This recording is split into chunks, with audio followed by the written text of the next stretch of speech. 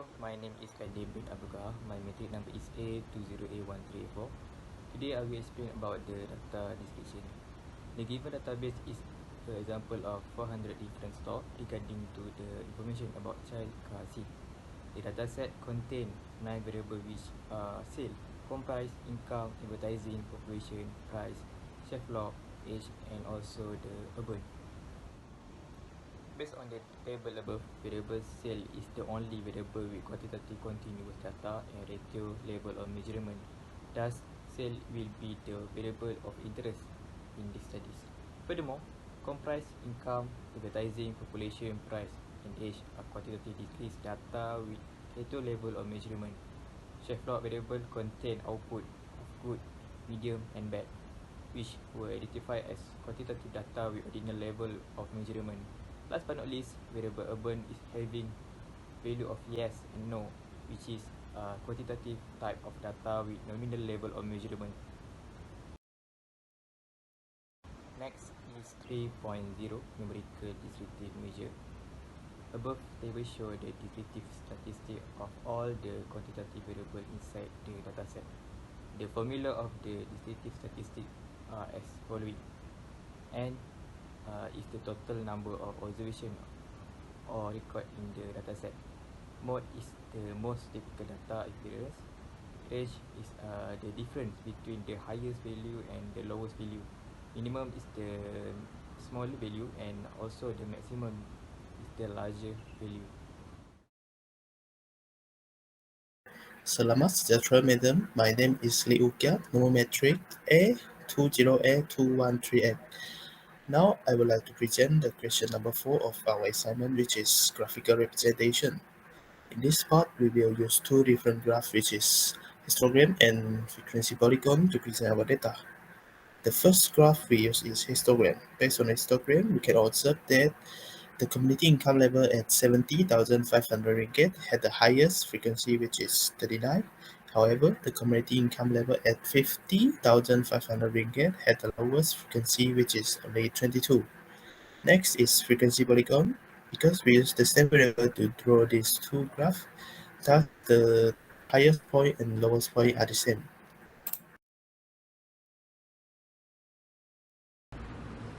My name is Adiela Binti Ahmad. My metric number is A20A2107. Next is 5.0 statistical analysis using software for numerical measures. Graph above is a histogram which represents the community income level and its frequency that generate from SPSS. Compared to the graph that drawing by hand, this graph is more orderliness. The only downside to this graph is the horizontal scale didn't use the midpoint of the class. Next is a frequency polygon, which represents the community income level and its frequency that generate from SPSS. Compared to the graph that drawing by hand, the plot point is almost the same by these two graphs. But the graph that generate from SPSS didn't start at 0 with midpoint 10.5 and end at 0 with midpoint 130.5. Hi, Assalamualaikum. My name is FIRDAUS bin AMRAN and my matrix number is A20A1524. Today, I would like to present about hypothesis testing. Hypothesis testing is an act in statistics whereby an analyst tests an assumption regarding a population parameter. The methodology employed by the analysis depends on the nature of the data used and the reason for the analysis. Hypothesis testing is used to assess the plausibility of hypothesis by using sample data. First is t-test. Step 1. State null hypothesis and alternative hypothesis. Step 2. State the level of significance. Significant level alpha equal to 0.05. Step 3. Computer test statistic, which is SPSS output. Step 4. Decision rule. Reject HO if critical region T 0.05 divided by 2 149 equal to 1.984. Step 5. Making decision. Conclusion. Since 1.984 smaller than 56.402. Therefore, we conclude that there is no significance in price. Next is ANOVA test. Analysis of variance is an analysis tool used in statistics that splits and observes aggregate variability found inside a data set into two parts, which is systematic factors and random factors. First of all, step 1, hypothesis. H alpha, at least one of the means is different from the others. Step 2, significant level, alpha equal to 0.05. Step 3, computer test statistic. Step 4, decision rule. Reject HO if F equal to F alpha V1 and V2. Critical region. F equal to F 0.05, V1 is 76 and V2 is 73. We got 56.402 larger than 1.984. Step 5, making decision or conclusion. Therefore, we can conclude that mean is not equal to price group. Lastly is normality test. Normality refers to a specific statistical distribution called a normal distribution or something the Gaussian distribution or bell-shaped curve. The normal distribution is a symmetrical continuous distribution defined by the mean and standard deviation of the data. If the significant value is greater than the alpha value, then there is no reason to think that our data differs significantly from a normal distribution. Next is, for normally distributed data, observation should lie approximately on the straight line. If the data is not normal, the point from the curve that deviates markedly from a straight line, and if a distribution is normal, then the dots will broadly follow the trend line. As you can see above, our data does cluster around the trend line, which is provide further evidence that our distribution is normal. That's all from me. Thank you. Next, correlation analysis. In SPSS, it shows the correlation table between income sales and price sales.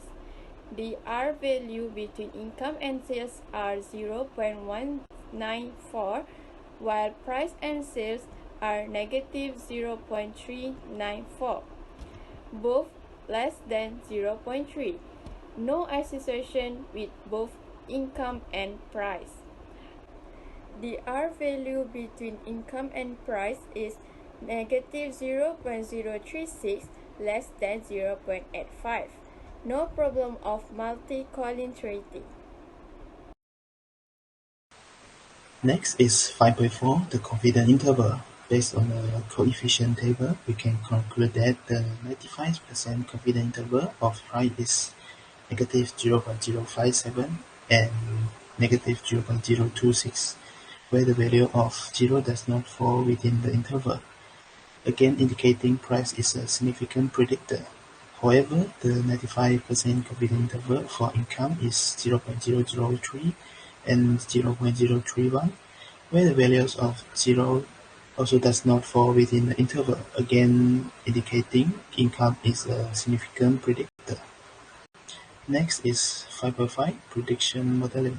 At this part, first is the test of normality. Based on the table, the Shapiro-Wilk test of normality on the residual gives a p-value of 0.026, which is less than 0.05. Thus, the assumption of normality of the residual item is not met. Next, based on a model summary table, the R-square value is 0.188, which means 18.8% of the variation in sales can be explained by price and income.